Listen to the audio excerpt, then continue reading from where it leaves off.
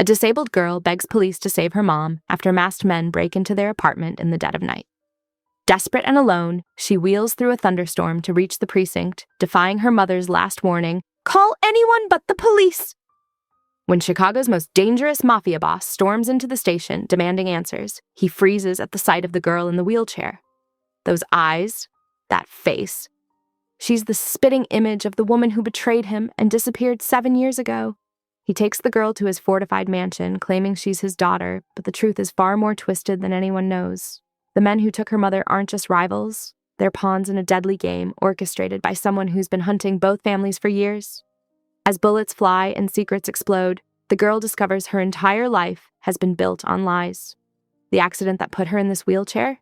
No accident at all. What happens when a girl raised to fear criminals becomes the heir to a criminal empire? And whose blood really runs through her veins? The mafia boss who claims her as his own, or the man who orchestrated her mother's kidnapping? Through the precinct's fluorescent glare, Sophia's wheels left wet tracks across the linoleum floor. Her dark hair clung to her face in sodden strands, water dripping steadily from her clothes to form puddles beneath her chair. The late-night skeleton crew of officers stared, their coffee cups frozen halfway to their mouths. Sophia's arms trembled from the exertion of wheeling through the storm, but she kept her chin high. Years of her mother's warnings about avoiding law enforcement echoed in her mind, warring with the image of Elena being dragged away by masked intruders. Her fingers tightened on her wheels until her knuckles turned white. "Can someone help me?" Her voice came out stronger than she expected, carrying across the quiet precinct. "My mother's been kidnapped." A female officer approached first, her badge reading Martinez. She crouched beside Sophia's wheelchair, bringing herself to eye level. "Let's get you dried off, sweetheart. I'm Officer Martinez, but you can call me Carmen." Sophia shook her head, sending droplets flying. "There's no time. They took her over an hour ago. Please." "Rodriguez, grab some towels from the gym," Martinez called over her shoulder. To Sophia, she said, "Let's move you somewhere private where you can tell us everything." The bustling precinct transformed around her presence. Officers who moments ago had been half asleep snapped to attention. Someone draped a scratchy police department blanket around her shoulders. Sophia allowed herself to be wheeled into an interview room, noting how Officer Martinez positioned her chair where she could clearly see both the door and the two-way mirror. "I'm Sophia Rossi," she began, her hands twisting in her lap. "My mother is Elena Rossi. 3 men broke into our apartment at 11:30 tonight. They were wearing masks, all in black. Professional. They knew exactly where to find us." Martinez nodded, taking notes. "Can you describe their builds? Anything distinctive about their movements or voices?" Sophia closed her eyes, forcing herself to replay the terrifying scene. 2 were tall, over 6 feet. The third was shorter but stockier. They moved like they'd done this before. Coordinated. Efficient. Her voice cracked. One of them had a tattoo peeking out from his sleeve. Some kind of bird, maybe. "Did they say anything? Give any indication of why they targeted your mother?" "No, but..." Sophia hesitated, remembering years of sudden moves, her mother's paranoid security measures, the way Elena's eyes constantly scanned for threats. "My mother's been running from something, someone. We've moved 6 times in 7 years. She homeschools me, works remotely, barely has any friends. She installed panic buttons in our apartment, taught me escape routes." Martinez exchanged glances with her partner, who had silently entered the room. "Did your mother ever mention any specific threats? Names of people she was afraid of?" Sophia shook her head, frustration building. "She never told me anything concrete, just that we had to be careful, always ready to leave at a moment's notice." She leaned forward, her wet hair falling in her face. "But she told me never to go to the police. Her last words before they took her were, 'Call anyone but the police.' What does that mean? Why wouldn't she want help?" The officers shared another loaded look. Martinez's partner stepped forward, his badge reading Detective Chen. "Sophia, we need to ask you some difficult questions," he said gently. "Has your mother ever used different names? Have you noticed her meeting with anyone secretly or handling large amounts of cash?" The questions hit Sophia like physical blows. She remembered finding a passport in her mother's drawer once, glimpsing a different name before Elena snatched it away. The locked safe in their bedroom that Elena thought she didn't know about. The way her mother sometimes disappeared for hours, returning with thick envelopes she immediately locked away. Sophia's throat felt tight. "I don't know. Maybe. She's my mom. She takes care of me, makes sure I have everything I need despite..." She gestured at her wheelchair. She's not a criminal. But even as she said it, doubt crept in. How had they afforded her medical care and specialized equipment on her mother's remote consulting salary? Why did Elena have multiple burner phones? Why did she drill Sophia on cover stories and emergency protocols? "We're going to help you find her," Martinez promised, reaching out to squeeze Sophia's cold hand. "But we need you to be completely honest with us. Anything you've noticed, no matter how small it seems, could help us understand who took her and why."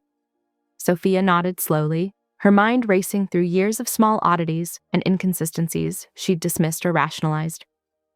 The mysterious deposits to their bank account, the way Elena sometimes spoke Italian in her sleep, though she claimed no Italian heritage, the gun Sophia had once found cleaned and oiled in their bathroom cabinet. "I'll tell you everything I can remember," she said finally. "But first, I need to know my mother's safe. These men were professionals. They knew exactly what they were doing. And if she was so afraid of the police finding us..." She met Martinez's eyes. "What aren't you telling me about who my mother really is?" The interview room fell silent except for the steady drip of water from Sophia's clothes and the distant rumble of thunder. Outside the precinct, Chicago's streets glistened with rain, hiding secrets in their shadows. Somewhere in the vast city, Elena Rossi, or whatever her real name might be, was in the hands of men who had been hunting her for years. And Sophia, wheelchair-bound and soaked to the bone, was her only hope for rescue. Detective Marcus Vega rubbed his tired eyes, the blue light from his computer screen burning his retinas at this ungodly hour. Empty coffee cups littered his desk, testament to the long shift that mercifully ended in less than an hour. The steady drum of rain against the precinct windows provided a monotonous soundtrack to his paperwork. A commotion at the front desk pulled his attention. Through the glass partition of his office, he watched several officers crowding around someone he couldn't quite see. Their voices carried, urgent and concerned. "Someone get a towel!" "She's soaked through. Call social services." Vega stood, stretching his cramped muscles.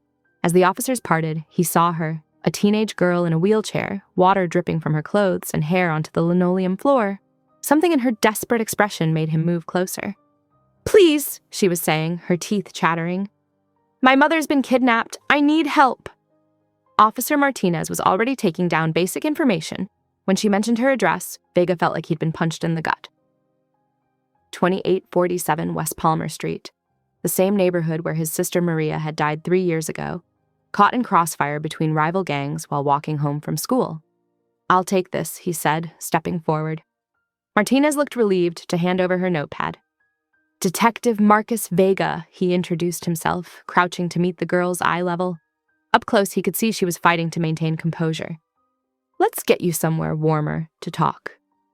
In the interview room, someone had draped a blanket around her shoulders and brought hot chocolate. She wrapped her hands around the cup, still shivering.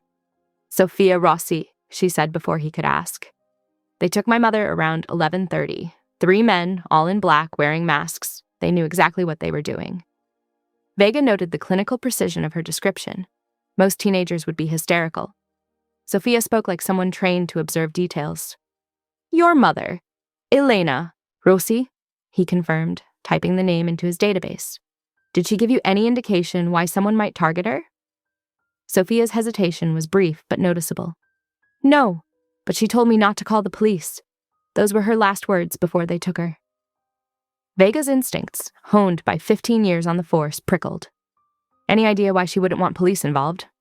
Another hesitation. "No." Lieutenant Rogers appeared in the doorway, beckoning Vega outside. "Domestic dispute?" he asked quietly. "Doesn't feel like it," Vega replied. "Professional hit, 3 men, targeted approach." "Could be custody issues, angry ex-husband," Rogers suggested. "Not priority at this hour."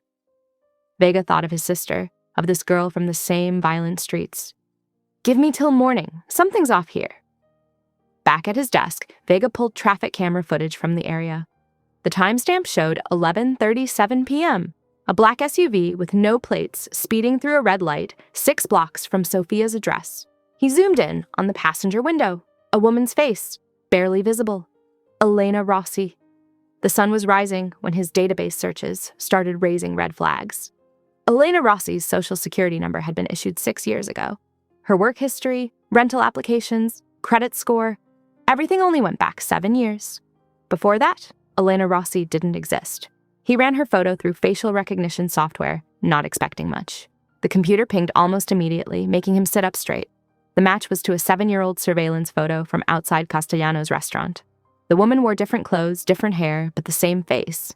She was arm in arm with Dante Castellano himself. Vega's throat went dry. The Castellanos weren't just any crime family, they practically owned Chicago's underworld. If Elena Rossi had connections to them... His phone buzzed. A text from his CI in the records department. "Someone's asking about your investigation. Names, addresses, everything." Across town, in a penthouse office overlooking the city, Dante Castellano received similar information. The address his police informant provided made his hand tighten on his phone until the screen cracked. 7 years. 7 years he'd been searching, and now... Back at the precinct, Sophia waited in a small break room. She'd refused social services' attempts to place her in emergency foster care, and something in her steady gaze had made them back off.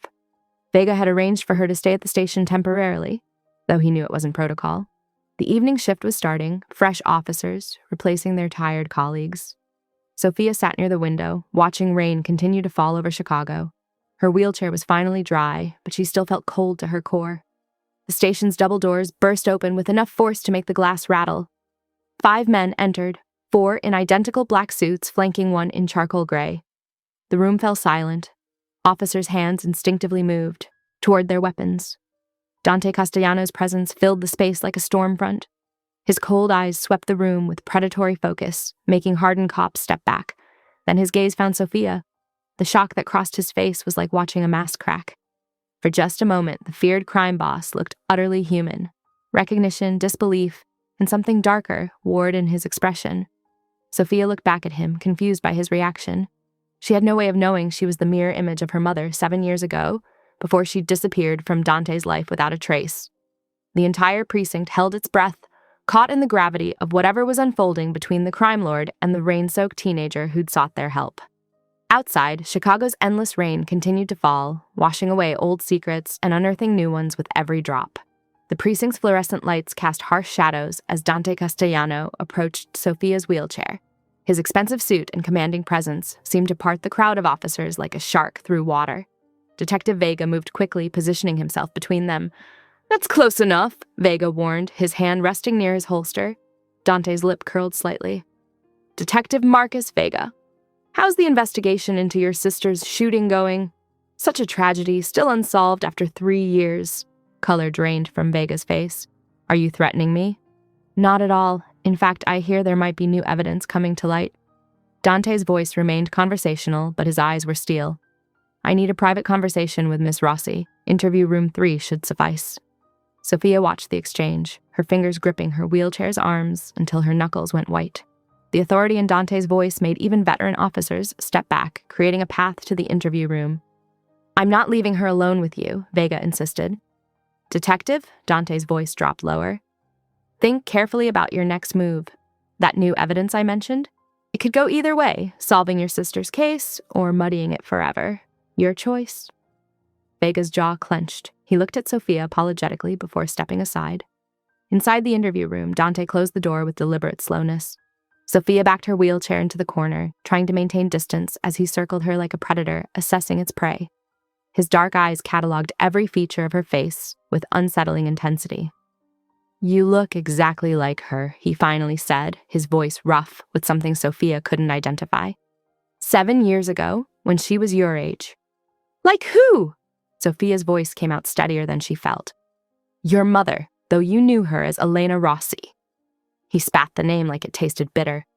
"Her real name is Adriana Valenti, and she disappeared 7 years ago with $5 million in laundered money and enough evidence to destroy my organization." Sophia shook her head. "You're wrong. My mother is Elena Rossi. She works in accounting. We moved here from nowhere," Dante cut her off. "Elena Rossi didn't exist before 7 years ago, but Adriana Valenti?" He pulled out his phone, swiping through it before holding it up. She was very real. The photograph knocked the breath from Sophia's lungs.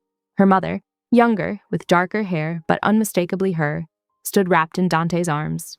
They were both smiling, genuine happiness radiating from the image. Her mother's hand rested on a visibly pregnant belly.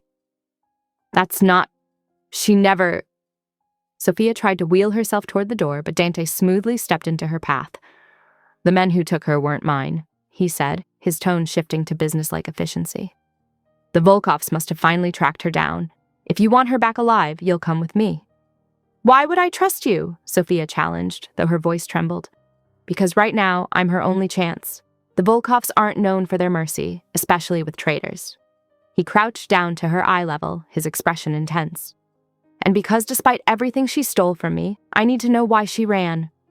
Sophia's mind raced through options, each worse than the last. The police couldn't help. Her mother had made that clear. If these Volkovs were as dangerous as Dante suggested. "I have conditions," she said firmly, surprising herself and judging by his raised eyebrow, Dante as well. "You're not in a position to negotiate." "I'm in exactly that position. You need me to cooperate. I need my medication, my medical supplies, and my adapted equipment. Unless you want to explain to your men why you're carrying me everywhere." Something that might have been respect flickered in Dante's eyes. "Done. Anything else?" "I want Detective Vega kept informed of any progress in finding my mother." Dante's jaw tightened, but he nodded curtly. "Limited updates only through me." Within 30 minutes, Sophia found herself in the back of an armored SUV with tinted windows. She watched the precinct shrink in the distance, Detective Vega's silhouette still visible on the steps. The detective's conflicted expression matched the turmoil in her own chest. Dante sat opposite her, his phone practically glued to his ear as he mobilized his organization. "I want every camera feed from the last 24 hours. Check all known Volkov properties. No, I don't care about jurisdiction." Between calls, his gaze kept returning to her face, studying her like a puzzle he couldn't quite solve. Sophia kept her expression neutral, while her mind cataloged escape routes, resources, potential allies. Her mother had taught her to always have a plan B through Zay. She'd never understood why until now. The Chicago skyline glittered against the night sky as they drove deeper into the heart of the city. Sophia thought about the peaceful dinner she'd been preparing just 24 hours ago, how quickly her normal life had shattered. She touched her mother's necklace, hidden, beneath her shirt, the one that contained a USB drive her mother had always insisted she wear, but never explained. 7 years of secrets were unraveling, and Sophia had a feeling she'd only seen the first thread. The rising sun painted golden streaks across Sophia's face as Dante's motorcade passed through towering iron gates. She hadn't slept, her mind racing with questions about her mother's true identity. The estate sprawled before them, manicured lawns stretching toward a limestone mansion that looked more fortress than home. 3 black SUVs formed a protective triangle around their vehicle as they approached the circular driveway. Sophia's hands tightened on her wheelchair's armrests, preparing for the awkward transfer she always dreaded with strangers. To her surprise, Dante himself opened her door. "May I assist you?" he asked, his tone careful and measured, so different from his intimidating presence at the precinct. Sophia nodded cautiously. His movements were efficient, but gentle as he helped position her chair, demonstrating an unexpected understanding of proper transfer technique. "The house has been modified," he explained as they approached the entrance. "Temporary solutions for now, but functional." Portable aluminum ramps had been installed alongside the marble steps. Inside, the grand foyer's elegant furnishings had been subtly repositioned to create wider pathways. Someone had clearly consulted medical professionals about accessibility requirements. "Your wing is this way," Dante said, leading her down a corridor lined with Renaissance paintings. "Security monitors all external doors and windows, but you'll have privacy within your suite." The message was clear: luxurious accommodations, but still a cage. Her suite occupied a corner position with windows overlooking both the front drive and eastern gardens. The bedroom featured a specially adjusted bed with safety rails, while the bathroom had been fitted with grab bars and a roll-in shower. A sitting room completed the space, furnished with plush sofas and a large television. "The kitchen staff will prepare whatever you require," Dante continued. "Your medical supplies and equipment are being delivered within the hour. Is there anything else you need immediately?" Sophia shook her head, fighting to maintain her composed expression despite her churning emotions. As soon as Dante left, she pulled out her phone, quickly dialing Detective Vega's number. The call connected for 2 seconds before dropping completely. Her signal bar disappeared entirely. Heavy footsteps approached almost immediately. Dante appeared in her doorway, hand extended expectantly. "The phone, Sophia, now!" She clutched it tighter. "I need to let my friends know I'm safe." "Your friends can wait. The Volkov Bratva doesn't wait." His expression hardened. "Do you understand what that means? The Russian mob has your mother. If police get involved, they'll kill her without hesitation. Sophia's hand trembled as she surrendered her phone. The Volkovs. Why would they want her? They control Chicago's north side. We've had territorial disputes for generations. Dante pocketed her phone. This world operates by different rules than you're used to. Police involvement means death. That's not a threat. It's how things work. Throughout the day, Sophia watched from her windows as armed men patrolled the grounds. She mentally mapped camera positions, guard rotations, and blind spots, storing information she hoped she wouldn't need but couldn't ignore. Her mother had taught her to always observe, always plan, though she'd never explained why such vigilance was necessary. Now Sophia understood. As evening approached, an alarm tone echoed through the mansion. Sophia heard increased activity in the hallways, boots on marble, urgent voices speaking in Italian. Minutes later, one of Dante's men appeared at her door. "Mr. Castellano requests your presence in his office. Immediately." The office occupied the mansion's west wing, a massive space dominated by dark wood and leather. Multiple screens displayed security feeds from around the property, but Dante's attention was fixed on a laptop showing grainy footage of her mother being forced into a vehicle by men with distinctive tattoos visible on their necks and hands. "Volkov enforcers," Dante explained grimly. "Those tattoos mark their rank within the organization." A phone on his desk chimed, a specialized model Sophia recognized as a secure communication device. Dante's expression darkened as he read the message. "They're offering a trade. Your mother for the River North District, territory we've disputed for 30 years. An older man with silver hair stepped forward, speaking urgently in Italian. Sophia caught phrases about documents and evidence before Dante silenced him with a sharp gesture. "Giorgio," Dante said, "English in front of our guest." The older man, Giorgio, switched languages smoothly. "Boss, we need to consider what else she took. The USB drives, the account ledgers. Information that could destroy both families if it reached the wrong hands." Sophia's heart pounded as pieces clicked into place, the constant moving during her childhood, the security protocols that had seemed excessive, the USB drive hidden in her necklace that suddenly felt like it was burning against her skin. Her mother hadn't just stolen money. She'd taken something far more valuable, secrets that made her worth more alive than dead to both families, secrets that might be the only thing keeping her breathing right now. The office fell silent as Dante studied a detailed map of Chicago's neighborhoods on one wall, his shoulders tense with barely contained fury. Sophia watched him, wondering if he was seeing territory boundaries or remembering the smiling couple in that photograph, her mother and him, before everything went wrong. Sunlight streamed through the floor-to-ceiling windows, rousing. Sophia, from a fitful sleep, a neat stack of shopping bags lined her dresser, designer labels catching the morning light. Inside, she found clothes in exactly her size, practical yet elegant pieces clearly chosen with her wheelchair in mind. No restrictive skirts or complicated fastenings. On top sat a modified tablet with a note in precise handwriting. "Breakfast, East Terrace, 9 a.m. We have matters to discuss." "D!" Sophia's stomach growled, betraying her resolve to resist anything Dante offered. The tablet powered on to reveal a simplified interface, messaging, entertainment, and house controls, but no external internet access. Another gilded cage feature. At precisely 9 a.m., she wheeled onto the terrace where Dante sat reading financial reports. The table had been perfectly adjusted to accommodate her wheelchair, with clear paths and ample turning space. "The chef can prepare whatever you prefer," Dante said without looking up, "though I recommend the frittata." "I'm not here for breakfast recommendations," Sophia replied. "I'm here because you might help find my mother." Dante set down his papers, studying her with that unnerving intensity. "Tell me about your life with her. Every detail matters." Sophia picked at a croissant, weighing how much to reveal. "We moved constantly, never stayed anywhere longer than 8 months until Chicago. Patterns, preferred locations. Small cities, usually. Good hospitals were essential for my physical therapy. Mom homeschooled me while working remote IT jobs." Sophia paused. "She had strange rules. Never take the same route twice. Check for surveillance. Maintain go bags." "Adriana was always thorough," Dante murmured, almost to himself. His phone buzzed, and he barked rapid Italian that made a guard flinch visibly before hurrying away. Throughout the morning, Sophia noticed more wheelchair accommodations appearing. Ramps, cleared pathways, adjusted furniture. In the garage, a sleek black SUV now sported hand controls and a specialized lift. "You've modified everything," she observed when Dante showed her the vehicle. You're my daughter. Your comfort is non-negotiable. His tone left no room for argument about their relationship. Across town, Detective Vega hunched over his computer in a dimly lit apartment, surrounded by coffee cups and takeout containers. He'd called in sick to work, using the time to dig through 7-year-old records. The newspaper archive yielded gold. Castellano fiancé lost in boating accident. The article featured a photo of Adriana Valenti, unmistakably Elena Rossi, Sophia's mother.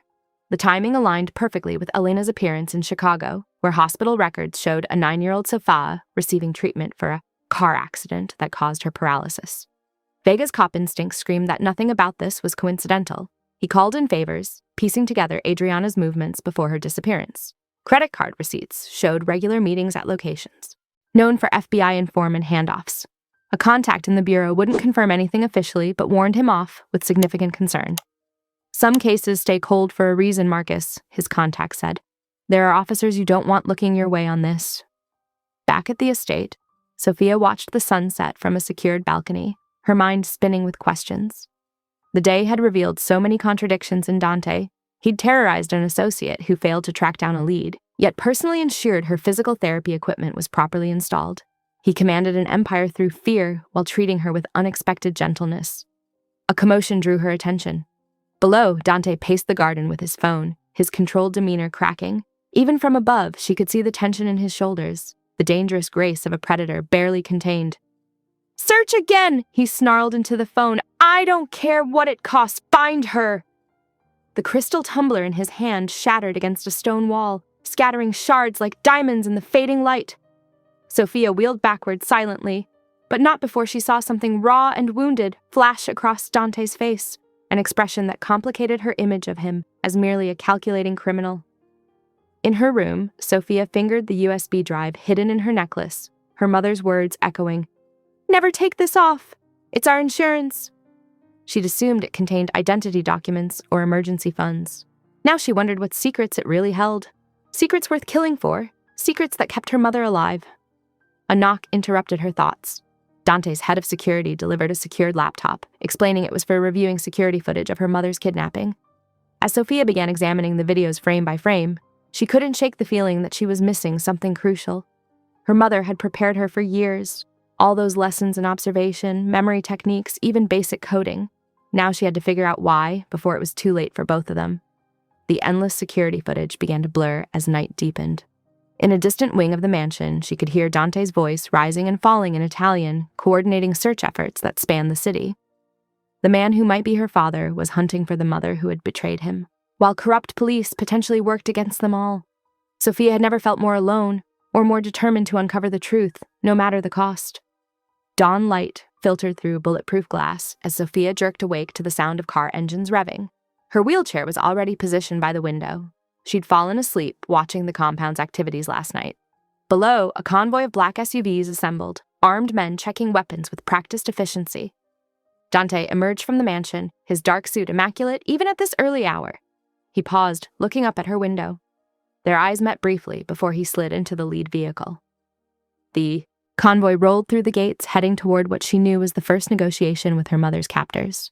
The hours crawled by. Sophia explored every accessible inch of her wing, testing boundaries, noting security camera positions. The staff avoided eye contact, hurrying past as if she were a ghost.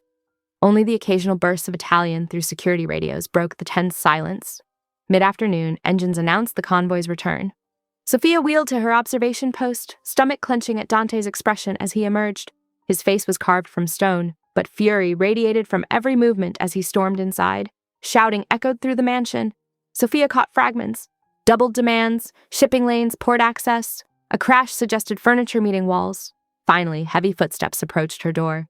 Dante entered, followed by a man Sophia hadn't seen before.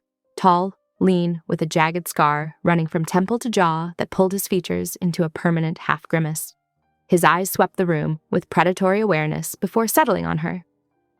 "This is Matteo Ricci," Dante announced. "He'll be your security detail until the situation is resolved." "I don't need a babysitter," Sophia protested. "The Volkovs have made their position clear. They want more than territory now. They're after our shipping operations. Having failed to acquire them legitimately, they'll look for leverage." Dante's jaw tightened. "Your leverage." Matteo's expression suggested he shared Sophia's opinion of this assignment. When Dante left, the silence stretched uncomfortably. "So," Sophia ventured, "do you actually speak? Or just loom menacingly?" A grunt was her only response. Great. Professional silence as torture. Throughout the day, Sophia deliberately tested his patience. She wheeled into restricted areas, requiring him to redirect her. She asked pointed questions about his role in the organization. She accidentally ran over his shoes twice. By evening, his monosyllabic responses had evolved into irritated sighs. Progress. "Why such loyalty to them?" she finally demanded. "The Castellanos are just another crime family." Something dangerous flashed in Matteo's eyes. "You don't know what you're talking about." "Then explain it to me," she challenged. "Help me understand why everyone here treats Dante like he's God." Matteo studied her for a long moment.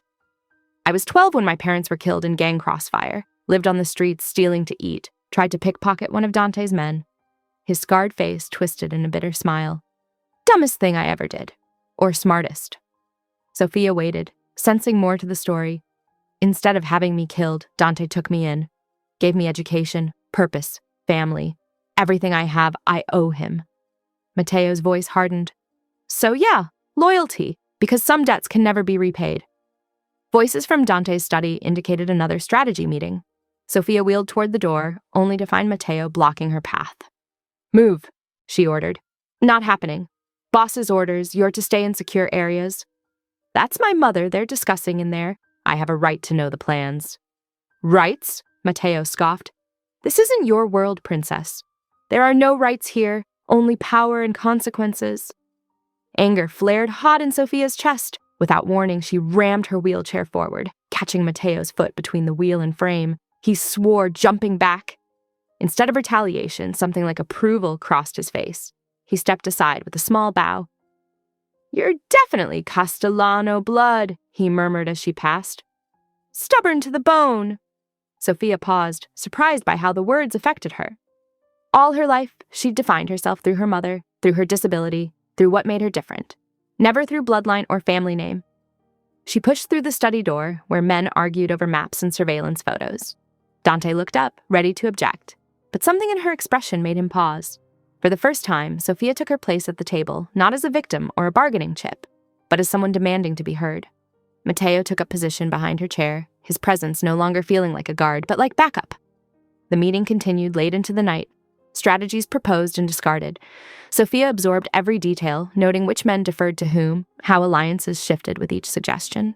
Her mind cataloged everything, building a picture of the power structure she'd been thrust into. Through it all, she felt Matteo's watchful presence. Each time she spoke, offering insight into her mother's habits or patterns. She caught that same flash of respect in his eyes. Maybe he was right. Maybe there was more Castellano in her than she'd thought. Dawn painted the Castellano estate in soft gold, but Sophia barely noticed the beauty. 3 days of captivity had settled into a strange routine.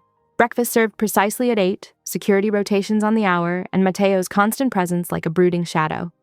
She wheeled herself along the garden path, determination driving each push of her wheels.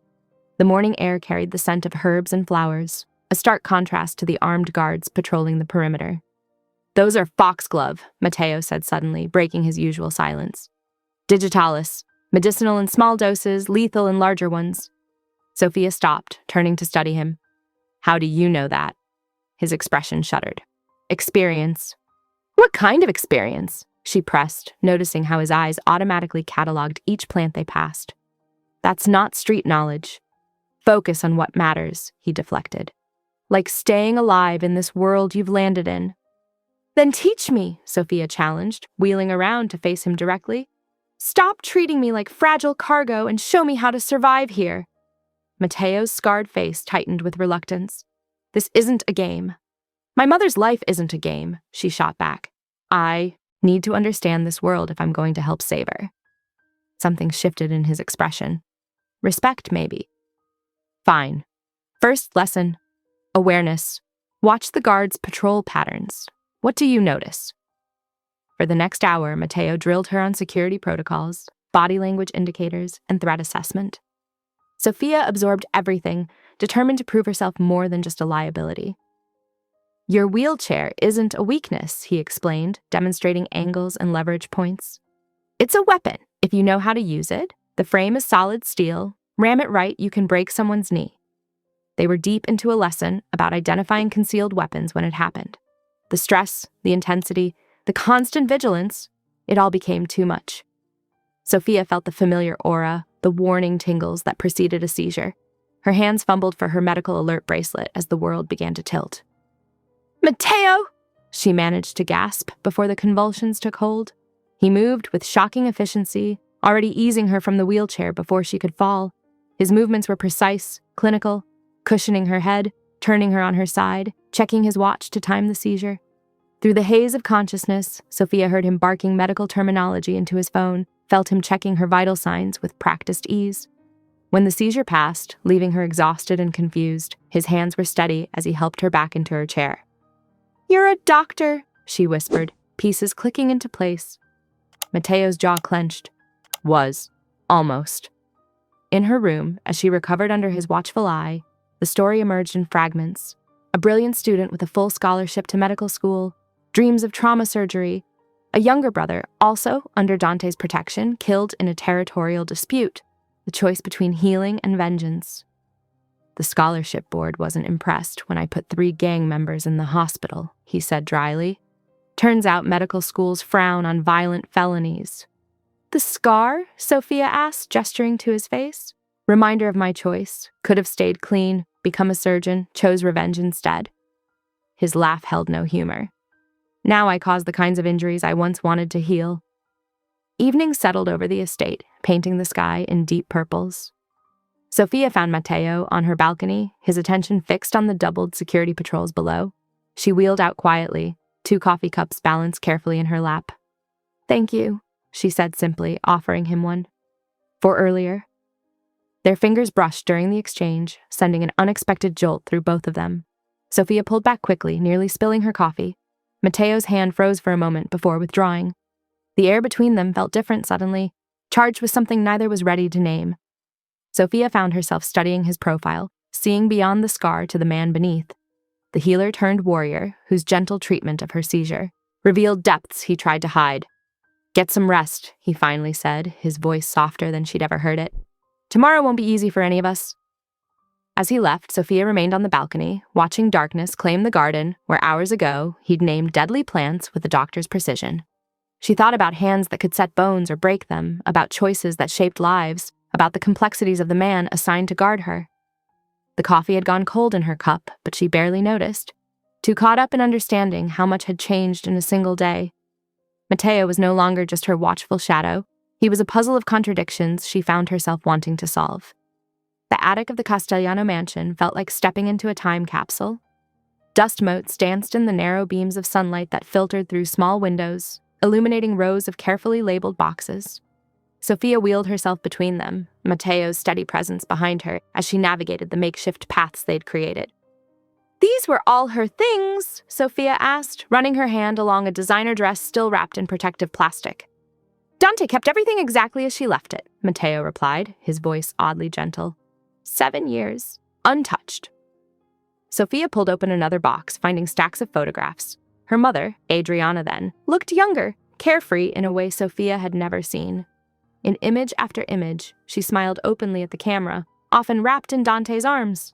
They looked happy, in love even. "Hard to believe this was the same person," Sophia murmured, studying a photo of her mother in an evening gown, diamonds glittering at her throat as she gazed adoringly at a younger Dante. Her fingers brushed something solid beneath the stack of photos, an ornate jewelry box inlaid with mother-of-pearl. Sophia lifted it carefully, noting its substantial weight. Something about the dimensions felt off. "This feels wrong," she said, turning it over in her hands. "The outside measurements don't match the interior space." Matteo leaned closer, professional interest piqued. "False bottom?" Sophia's fingers found tiny irregularities along the seams. With careful pressure, a hidden compartment popped open, revealing several flash drives nestled in velvet. "I need my laptop," Sophia said, her heart racing. "Now." Back in her room, Sophia's fingers flew across the keyboard, muscle memory from countless hours in computer club guiding her through encryption barriers. Matteo watched silently, clearly impressed, despite himself. "Regular security check," he said finally, heading for the door. "Don't do anything stupid while I'm gone." The moment he left, Sophia accessed the first drive. Hundreds of files appeared: financial records, shipping manifests, photographs of meetings between known criminals. Her mother had documented everything, creating a detailed record of both Castellano and Volkov operations. With trembling hands, Sophia opened another folder. Her breath caught as she read email exchanges between her mother and FBI handlers. The truth was there in black and white. Adriana Valenti had been working against both families from the inside. A file dated 3 days before their disappearance made her blood run cold. Dante suspects. Saw him checking my phone. Need extraction plan ready. Asset safety compromised. Find what you were looking for? Sophia spun her chair to find Dante in the doorway, his expression unreadable. She lifted her chin, refusing to show fear. Did you know? She demanded. About her working with the FBI? Something flickered across his face. Old pain, barely contained rage. Yes. What happened? I discovered her betrayal 4 days before she disappeared. Dante moved into the room, his steps measured. Found her contact list, evidence she'd been informing for months. By our laws, she should have died that night. Sophia's hands gripped her armrests. But you let her go. I gave her a choice, few receive: disappear forever or face family justice. His laugh held no humor. I didn't know about the pregnancy. Wouldn't have mattered. I loved her enough to break our most sacred rule. Hours later, Sophia found herself drawn to Dante's study. The door stood open, warm lamplight spilling into the hallway. Inside, Dante sat surrounded by her mother's files, looking older than she'd ever seen him. Why are you so determined to find her? Sophia asked quietly. After what she did? Dante looked up, his customary mask of control cracked to reveal raw emotion beneath.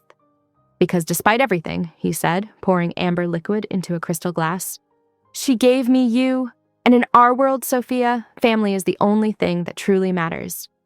The weight of his words settled between them. Despite the lies, despite the betrayal, despite knowing she wasn't his biological daughter, he claimed her as his own. Sophia sat in silence, studying this complicated man her mother had taught her to fear. The same man who'd immediately adapted his home for her wheelchair, who looked at her with a father's pride despite their short acquaintance, who was moving heaven and earth to save the woman who'd betrayed him, all because she was Sophia's mother. The study's warm wood paneling seemed to absorb the tension as they sat together, each lost in thought. Family photographs lined the walls, generations of Castellanos staring down at them with stern dignity. Sophia wondered if someday her picture would join them, wheelchair and all, marking her place in this dangerous dynasty. On Dante's desk, the files lay open like wounds, exposing secrets long buried. Yet instead of destroying them, he was studying them, searching for any clue that might lead them to Elena, to Adriana, to the woman who had been both betrayer and beloved, whose choices had shaped all their lives in ways none of them could have predicted. The morning sun streamed through tall windows as Sophia picked at her breakfast, watching Dante review reports on his tablet. The peaceful moment shattered when his phone rang, his face darkening as he listened. How many dead? His knuckles whitened around the device. Lock down the perimeter. No one leaves until... Security teams burst into motion throughout the compound. Sophia's wheelchair rocked slightly as armed men rushed past, their urgent whispers painting a grim picture. The Volkovs had attacked a Castellano warehouse on the south side, leaving several men dead in what was clearly meant as a message. They're moving her, Sophia overheard one guard say to another. Volkov switched locations after the hit. Someone must have talked. Enough! Dante's voice cut through the chaos. His eyes found Sophia, calculation replacing rage. Get her to the downtown location, now. Matteo materialized at her side, already checking his weapons. We'll take the secure route. The convoy moved swiftly through Chicago's morning traffic, 2 SUVs ahead, Sophia and Matteo in an armored transport, 2 more vehicles behind. Sophia watched the city blur past, her fingers drumming nervously on her armrest. The attack came on a quiet stretch of road. The lead vehicles disappeared in a spray of gunfire. Their driver swerved, but the transport skidded sideways, flipping onto its side. Sophia's wheelchair restraints held as the world spun, leaving her suspended at an angle. Stay down! Matteo's voice cut through her daze. He moved with lethal grace, using the overturned vehicle as cover. The first attacker died before he cleared the tree line, Matteo's shot catching him in the throat. The second managed 3 steps before a knife seemed to materialize in his chest. The third actually reached the transport, only to have Matteo snap his neck with mechanical precision. Sophia couldn't look away. Matteo's movements were controlled, efficient, beautiful in their deadly choreography. He dispatched each threat without hesitation or waste, like a surgeon removing diseased tissue. Backup arrived minutes later, extracting them from the wreck. The downtown safe house proved to be a fortress disguised as a luxury penthouse, with bulletproof windows and reinforced doors. Once inside, Sophia finally found her voice. "You killed them," she said, watching Matteo check the security feeds. "Just like that." "Yes." He didn't turn around. "How can you be so calm about it?" Now he did face her, blood still staining his tactical shirt. "Because hesitation gets people killed. Your people killed." "They were someone's people too." "They were here to kill you." Matteo's voice held no apology. "To use you against Dante. In our world, violence isn't a choice, it's survival." He began changing his shirt, revealing a landscape of scars across his torso. Each mark told a story of lessons learned in blood and pain. Sophia wheeled closer, drawn despite herself. "These are what happen when you hesitate," he said quietly. "When you show mercy to those who won't return it." The intensity between them had been building for weeks, through lessons in survival, through shared secrets, through moments of unexpected understanding. Now it crystallized in the aftermath of violence, in the raw honesty of survival. Sophia reached up, gripping his shirt to pull him down to her level. Their lips met with desperate intensity, comfort and desire tangled together. Matteo hesitated for a heartbeat before surrendering, lifting her from the wheelchair with careful strength. Hours later, they lay together on the massive bed, the city lights painting patterns across the ceiling. Matteo's fingers traced the surgical scars on Sophia's back with gentle curiosity. "The accident that did this," he said softly. "Do you remember it?" Sophia stared into the darkness. "It wasn't an accident. We were running, Mom and me. Men were chasing us, shooting at our car. I was 9. She felt him go still beside her. "The bullet that hit me was meant for her." "Castellano men," Matteo said, his voice hollow with realization. "Yes." Sophia turned to face him. "The family you serve made me this way. The same family my mother betrayed. The same family that claims me now." She touched his face where tension had hardened his jaw. "We're all tangled in their web of violence and loyalty, aren't we?" Matteo pulled her closer, his embrace gentle despite the killer's strength in his arms. The weight of their choices pressed down on them both, his betrayal of Dante, her connection to the family that crippled her, the impossible space between duty and desire where they'd found each other. Outside, Chicago's lights glittered like stars fallen to earth, beautiful and cold as the truth they now faced. In the safety of darkness, they held each other, neither speaking the impossible questions that lay ahead. The Chicago sunrise painted golden streaks across the penthouse windows as Sophia's eyes fluttered open. The bed beside her was empty, the sheets still holding a trace of warmth. Her fingers found a folded note on the nightstand. "Checking perimeter. Stay inside. M." Sophia pressed her palms against her eyes, trying to sort through the tornado of emotions from the previous night. Every touch, every kiss felt like a betrayal of her mother's sacrifices. Elena had spent 7 years protecting her from this world, and here she was, falling for one of its most dangerous players.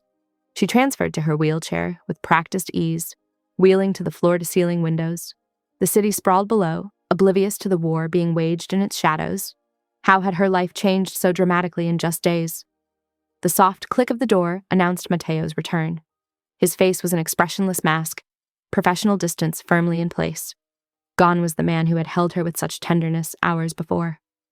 "Perimeter's clear," he reported, his voice clipped. He wouldn't meet her eyes. "Matteo?" Sophia started, but the words died in her throat. What could she say? That she didn't regret it? That she understood his loyalty to Dante made anything between them impossible. He moved around the room with efficient precision, checking security feeds and sightlines. The space between them crackled with unspoken words. The secured phone on the desk chirped, breaking their strained silence. Matteo answered, his posture stiffening as he listened. "Understood. We'll move now." "What is it?" Sophia asked. They found her. Volkov compound outside the city. He was already gathering their things.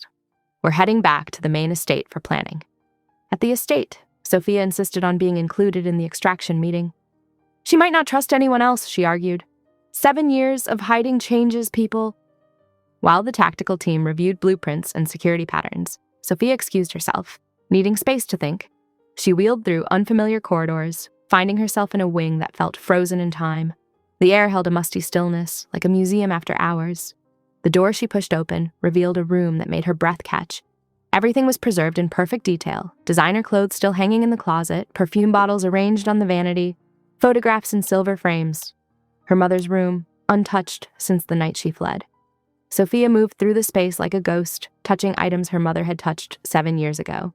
A silk scarf draped over a chair, a book dog-eared halfway through. On the bedside table, a small velvet box caught her eye. Inside lay an engagement ring, stunning in its elegance. Beneath it, folded carefully, was a sonogram image. Adriana Valenti, 12 weeks, was printed across the top. Sophia's throat tightened as she traced the grainy image, her own first picture, preserved alongside the ring her mother never got to wear. When she returned to the planning room, she saw Dante with new clarity. Behind his cold exterior and brutal efficiency was a man who had loved so deeply he couldn't bear to change a single item in his fiancée's room. For 7 years, he had lived alongside this shrine to his lost future, never knowing his daughter was growing up just miles away. Later that night, with the extraction plan finalized, Sophia found Matteo on her suite's balcony. He stood with military rigidity, staring out at the manicured grounds below. The space between them felt vast, despite the short distance. She wheeled closer, the gentle whir of her chair, the only sound in the night air. How could they bridge this gap? His loyalty to Dante warred with his feelings for her. Her newfound understanding of her parents' past complicated everything she thought she knew. "I found her room," Sophia finally said, her voice barely above a whisper. "He kept everything exactly as it was, even the ring he never got to give her." Matteo's shoulders tensed. "He searched for you both for years," he admitted quietly. "Not for revenge like everyone thought. He just wanted to find you." His hands gripped the balcony railing. When the trail went cold, something in him changed. The man who saved me, who gave me a future, he disappeared that day. Moonlight silvered the scar on his face, a permanent reminder of the violence that shaped him. Sophia realized they were all marked by choices made years ago. Her mother's desperate bid for freedom, Dante's endearing love turned to ice, Matteo's path from healer to killer, her own body forever altered by a bullet meant for someone else. The night air carried the weight of their silence. Tomorrow would bring its own challenges, but tonight they were suspended in this moment of understanding, each of them trapped in the web of past decisions, present loyalties, and future uncertainties. Dawn had yet to break over Chicago when the Castellano compound burst into coordinated activity. In the command center, Sophia's wheelchair was positioned between multiple surveillance screens, her hands steady despite the tension coiling in her stomach. Matteo stood behind her, close enough that she could feel the warmth radiating from his body as he monitored thermal imaging displays. "Alpha team in position!" crackled a voice through the encrypted communications. Dante's response came immediately, his tone controlled and lethal. "Proceed with infiltration. Remember, stealth over body count. We're not starting a war today." Sophia studied the building schematics, her mind racing through possible scenarios. "The sublevel shows 3 secured areas," she reported, her finger tracing the blueprint. "If I were holding someone important, I'd use the northeast corner. It's the most defensible position with the best escape route." Matteo leaned closer, his breath tickling her ear as he examined her analysis. "Send that to the ground team," he directed one of the tech operators. On the thermal imaging, red and yellow figures moved with precision through the Volkov compound, 30 miles outside Chicago's city limits. The operation unfolded like a deadly chess match. Sophia watched Dante's team neutralize guards with silent efficiency, chokeholds and tranquilizers rather than bullets, following his orders to minimize casualties. Her heart hammered against her ribs as they approached the underground level she'd identified. "Movement in the northeast corner," Matteo announced, his hand gripping the back of Sophia's chair. "Single heat signature, consistent with someone seated or restrained." "That's her position," Dante's voice confirmed moments later. "Breach in 3, 2, 1. The next few minutes passed in a blur of tactical communications and rapid movement on the thermal screens. When Dante's voice came through again, Sophia released a breath she hadn't realized she was holding. "Package secured. Beginning extraction." The journey back to the estate felt endless.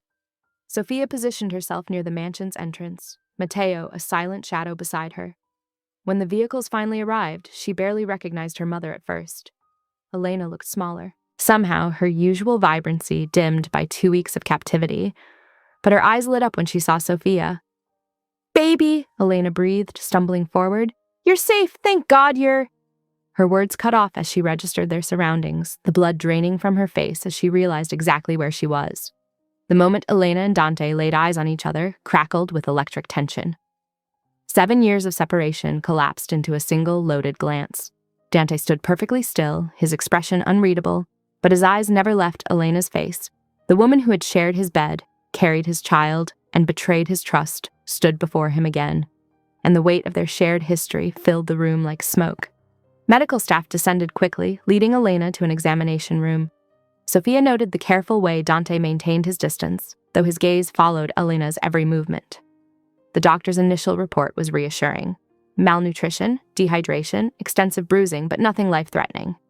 When the medical team finally withdrew, Sophia wheeled into her mother's room, closing the door behind her. Elena sat perched on the edge of the bed, looking both younger and older than Sophia remembered. "No more lies," Sophia demanded, her voice steady despite the trembling in her hands. "I need the truth. All of it." Elena's shoulders slumped. "The truth," she repeated softly, as if tasting something bitter. "The truth is, I never meant for any of this to happen. I was young, ambitious, determined to make a difference.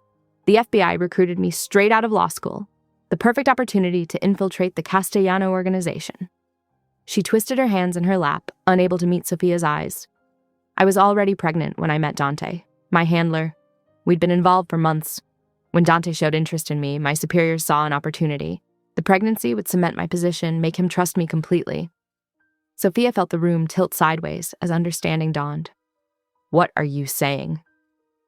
"Dante isn't your biological father," Elena whispered. "I used you, an innocent baby, to sell my cover story. I made him love a child that wasn't his, knowing I would eventually betray him. That's the real reason we had to run. Not just because I was gathering evidence against the family, but because I knew someday he'd discover the truth about you." The sound of the door opening cut through the horrified silence that followed Elena's confession. Dante stood in the doorway, his expression transforming from shock to devastation to cold fury in the space of heartbeats. The temperature in the room seemed to drop as his control crystallized into something dangerous. "Security," he called quietly, his voice carrying despite its softness. 2 armed men appeared immediately. "Keep them both under watch, separately." As guards led Elena away, Sophia watched the connection she'd begun to build with Dante shatter like glass. Everything they'd shared over the past 2 weeks, his careful attention to her needs, their growing understanding, even his pride in recognizing himself in her determination, all of it crumbled under the weight of her mother's final deception. Sophia stared through her window, watching another black SUV roll through the compound's gates. Everything had changed since last night's revelation. The guard outside her door was a stranger, not the protective shadow of Matteo she'd grown accustomed to. Her fingers traced patterns on the cool glass as she cataloged the unusual movements below.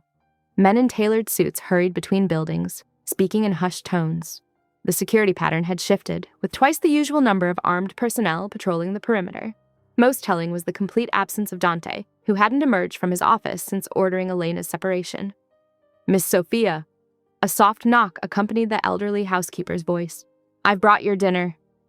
Rosa entered, her weathered hands steady as she arranged the covered dishes on the small table. Her eyes darted nervously to the door before she leaned closer, pretending to adjust a napkin. When she straightened, Sophia noticed the corner of paper peeking out. Once alone, Sophia unfolded the note with trembling fingers. The familiar handwriting made her heart skip. "Storage garage. Midnight." Hours crawled by like years. Sophia remembered Matteo's lessons about surveillance, how to identify blind spots, timing guard rotations, using environmental sounds to mask movement. At 11:45, she heard the shift change she'd been waiting for. The service passages were her salvation. Narrow corridors designed for staff to move invisibly through the mansion. Her wheelchair barely fit, but she'd mapped these routes during quieter days, knowing they might prove useful. The garage entrance required perfect timing between camera sweeps. Darkness greeted her inside, broken only by dim security lights. She found Matteo loading supplies into a nondescript sedan, medical kits, cash, burner phones. His shoulders tensed at her approach, but he didn't turn. "They're going to trade you," he said quietly, continuing to work. "Both of you. To the Volkovs." The words hit like physical blows. "What? Why would Dante?" "Because he's a man who's lost everything he thought he had." Matteo finally faced her, his scarred features harsh in the shadows. The daughter he loved isn't his. The woman he trusted betrayed him twice over. The Volkovs are offering a permanent alliance in exchange for you both. Elena's punishment for her crimes against both families, and you. He swallowed hard. You're the price of peace. Sophia's hands gripped her wheels until her knuckles whitened. When? Tomorrow morning. The papers are already drawn up. His fingers brushed her cheek. I won't let that happen. The next hour passed in controlled frenzy as they executed Mateo's escape plan, using maintenance tunnels that honeycombed the estate's grounds. They retrieved Elena from her secured room. Her mother initially resisted, arguing they were safer, accepting whatever punishment Dante deemed appropriate. The Volkovs will kill us slowly, Mateo countered, his voice hard. To send a message. Is that what you want for Sofia? The tunnel system was a maze of concrete and pipes, barely lit by emergency fixtures. Sofia's arms burned from propelling herself through rough passages, never meant for wheelchairs. Mateo had clearly studied the route, leading them unerringly toward freedom. They'd almost reached the vehicle's hidden position when klaxons shattered the pre-dawn silence. Sofia's heart stuttered as emergency lights flooded the compound above. They'd been discovered. Move, Mateo urged, practically lifting Sofia into the car's passenger seat while Elena slid behind the wheel. The wheelchair was abandoned. There wasn't time. Gunfire erupted as they approached the service gate. Mateo fired back, his body shielding their escape. Sofia saw the impact. The way he jerked, the dark stain spreading across his chest. Their eyes met through the window as he fell to his knees. Run, he mouthed, blood staining his lips. Don't look back. Elena floored the accelerator, crashing through the gate as bullets pinged off the reinforced body. Police sirens wailed in the distance, growing closer.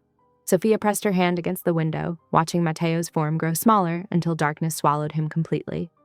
Her mother drove with singular focus, taking random turns to shake any pursuit. Sofia's mind replayed those final moments in endless loop. The impact of bullets, the way he'd looked at her with such desperate love, his final words urging her toward a freedom that felt hollow without him. The city blurred past as they sped through empty streets, leaving behind everything she'd discovered about herself in the past weeks.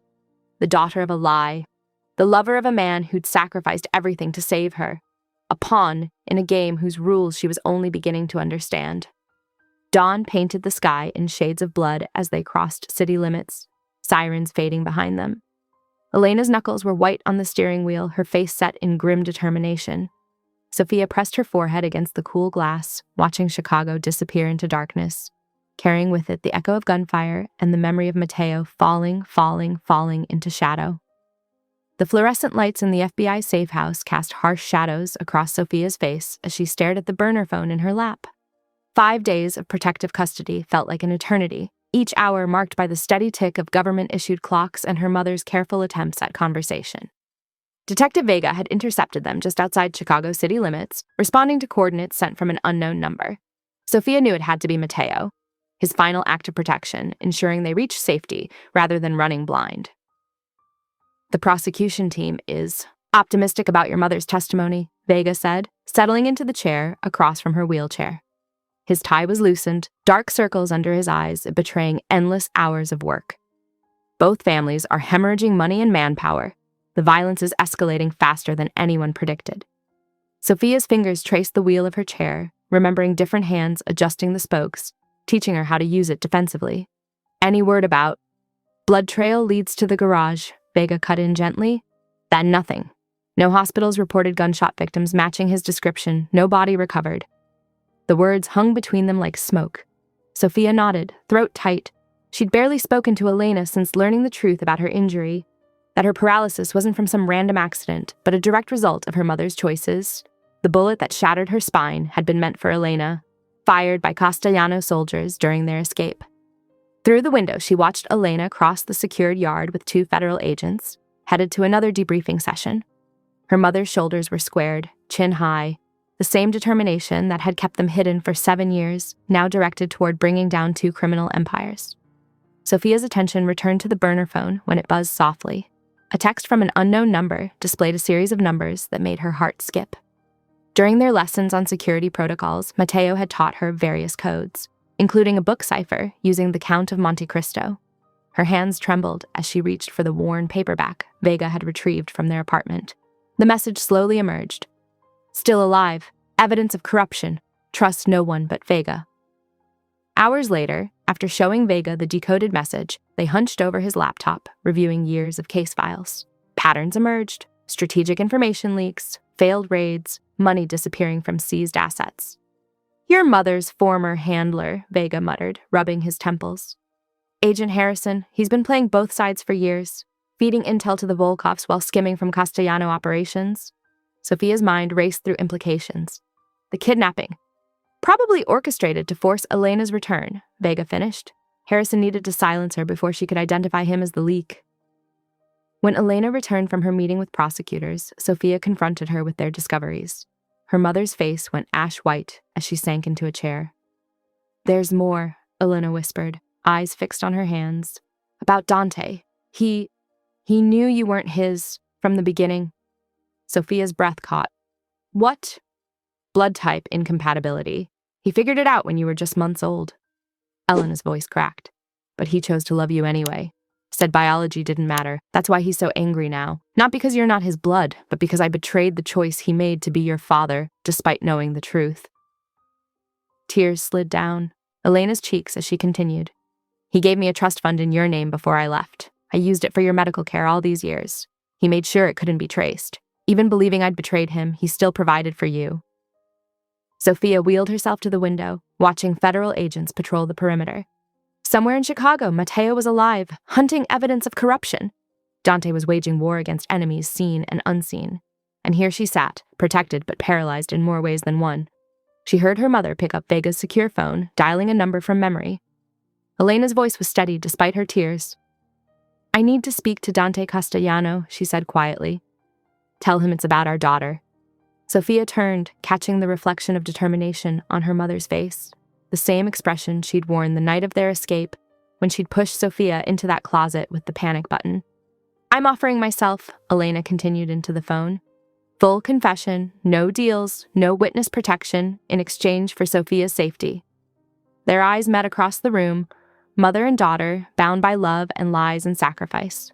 Outside, the sun began to set over Chicago, painting the sky in shades of crimson and gold.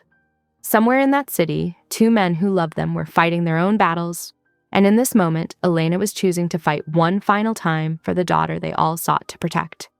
Dawn painted the abandoned shipyard in shades of gray, the skeletal remains of cargo cranes looming against the lightening sky. Sophia's wheelchair rolled smoothly over the concrete as Detective Vega pushed her toward the designated meeting point. Her mother walked beside them, shoulders straight despite the fear evident in her tight expression. The sound of approaching vehicles broke the morning silence. 3 black SUVs entered the yard in formation, gravel crunching under their tires. Sophia's breath caught as Dante emerged from the central vehicle, his usual immaculate appearance showing signs of strain. Tie slightly askew, dark circles under his eyes betraying sleepless nights. But it was the figure who stepped out behind him that made Sophia's heart stop. Matteo moved with careful precision, his left shoulder, wrapped in bandages, visible beneath his suit jacket, but alive. Their eyes met across the distance, and the relief in his gaze matched her own. "You brought security," Dante observed coolly, noting Vega's presence. "So did you," Elena replied, gesturing to his men, spreading out in defensive positions. "The detective's clean," Sophia interjected. "He's the one who helped us uncover the corruption." Vega stepped forward, opening his briefcase to reveal stacks of documents. "Agent Harrison has been playing both organizations for years. He's positioned himself to take control of your territories through RICO seizures once you've destroyed each other." Dante's expression hardened at the mention of Elena's former handler, Sophia's biological father. "Show me!" They gathered around a makeshift table, reviewing evidence of Harrison's elaborate scheme. Bank records showed millions skimmed from seized assets. Surveillance photos documented meetings with Volkov lieutenants. Communications revealed how he'd orchestrated Elena's kidnapping to force her back into play.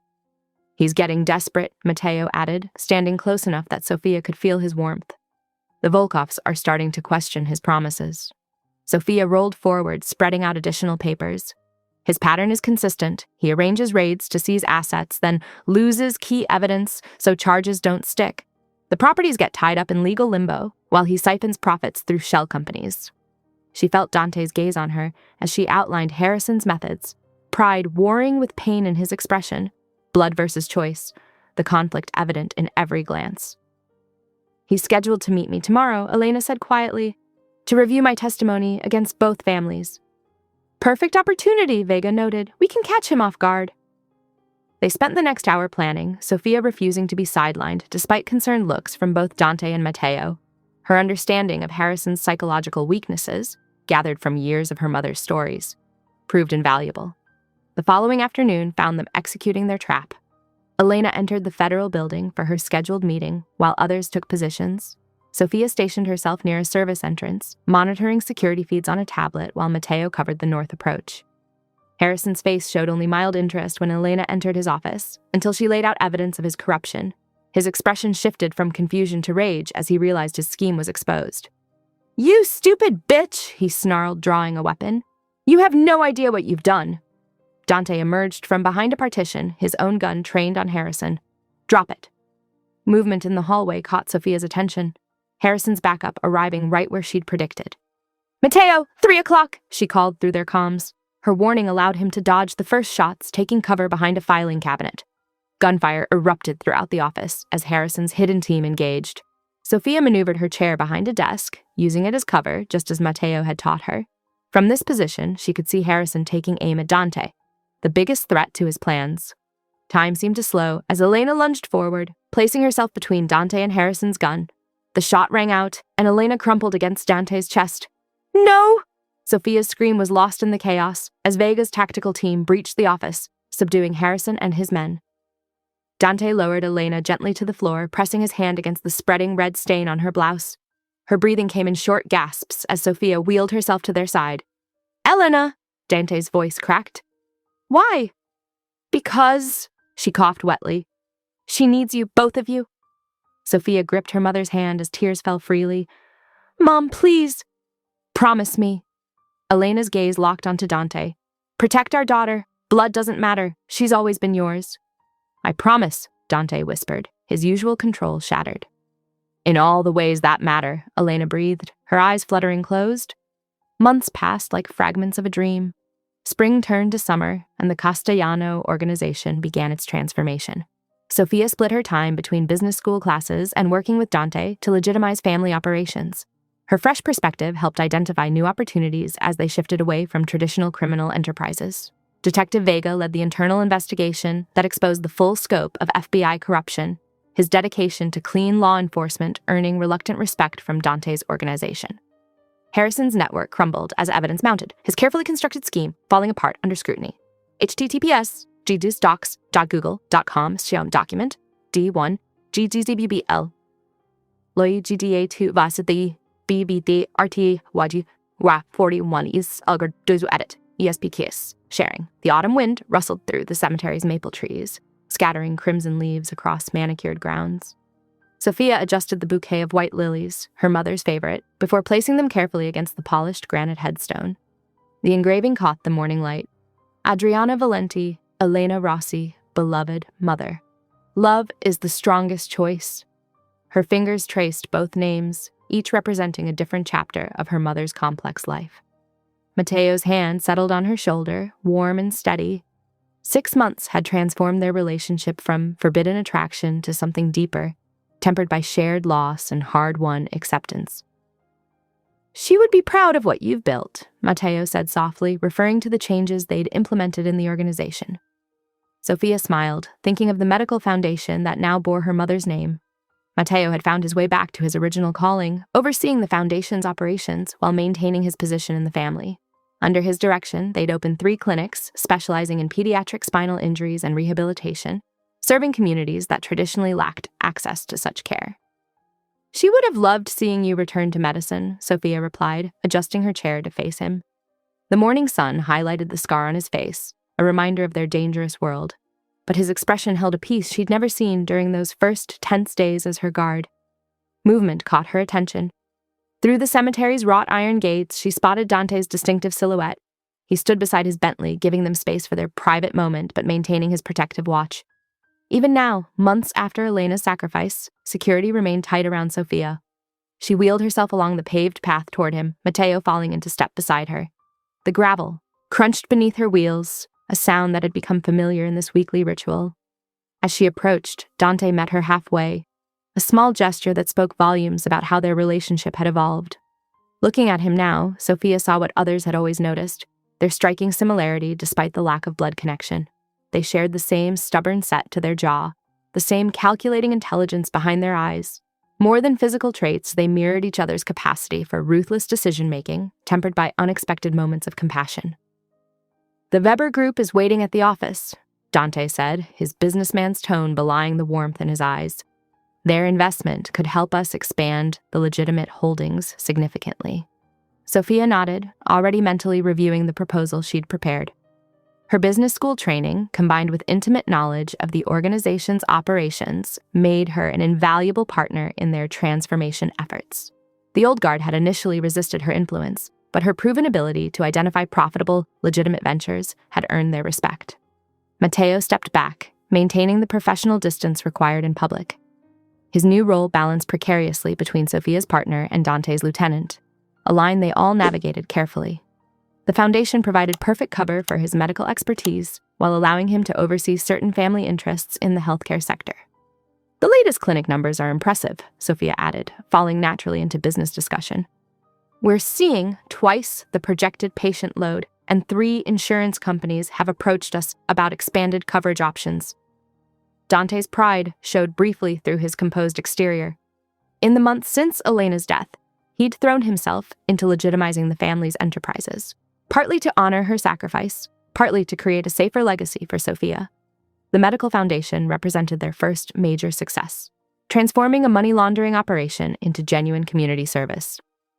"Harrison's trial starts next week," Dante mentioned as they moved toward the cars. The corrupt FBI agent's prosecution had become a symbol of their new direction, cooperation with legitimate law enforcement while maintaining their independence. Sophia watched the cemetery grow distant in her side mirror, her mother's grave becoming another milestone in their evolving story. Elena's final choice, sacrificing herself to protect both Sophia and Dante, had cemented the foundation of their unlikely family. Detective Vega's occasional updates kept them informed of the legal proceedings against Harrison. His evidence had exposed corruption, reaching into the highest levels of federal law enforcement, vindicating Elena's years of paranoid security measures. The procession of black vehicles moved smoothly through Chicago's morning traffic. Sophia noticed Matteo's car maintaining perfect position behind them, close enough to respond to threats, far enough to give her and Dante privacy. Their world remained dangerous, but they'd learned to balance necessity with normalcy. "The Volkoffs reached out again," Dante said quietly. "They're interested in partnering on the medical supply chain venture." Sophia considered the implications. After Elena's death, the violence between families had gradually subsided, replaced by cautious business negotiations. Their shared victimization by Harrison had created an unexpected common ground. "We should consider it, she replied. "Their distribution network would help us expand services to Eastern European communities." Dante nodded, his expression thoughtful. 6 months ago, such cooperation would have been unthinkable. But Sophia's influence had shown him alternatives to traditional rivalries, ways to maintain power while reducing bloodshed. The gleaming towers of Chicago's business district rose before them, representing their new battlefield of boardrooms and business deals. Sophia straightened her blazer, preparing for another day of walking the line between their dark past and legitimate future.